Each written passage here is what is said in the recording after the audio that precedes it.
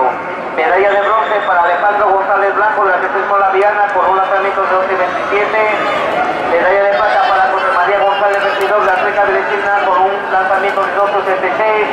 Y medalla de oro de campeón de Asturias juvenil de pista cubierta Adrián González de Río del atletismo Lugones con un lanzamiento de 14.01.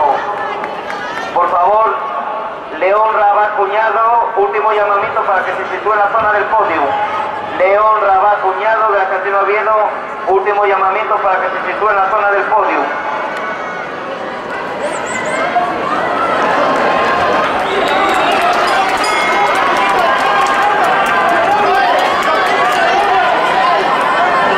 Proclamación más 60, campeón de Asturias, León Rabat. Y en categoría más 65, Francisco Pérez Alonso de reta final con un lanzamiento de 10.73, campeón de Asturias en más 65.